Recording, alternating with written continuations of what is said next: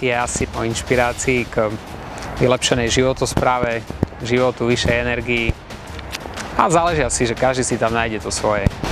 Celé to začalo asi takou mojou potrebou sebarealizácie a vnímania nejakého svojho potenciálu, že som ho nevyužíval v tej takej nejakej tradičnej práci a tak som si potreboval tú svoju sebarealizáciu vymyslieť sám a začal som sa venovať veciam, ktoré ma v podstate naplňajú každý deň a krok po kroku. Tak u mňa je to asi určite, že dobrodružstvo, a potom inšpirácia a to tretie, čo by som dal? Poznanie.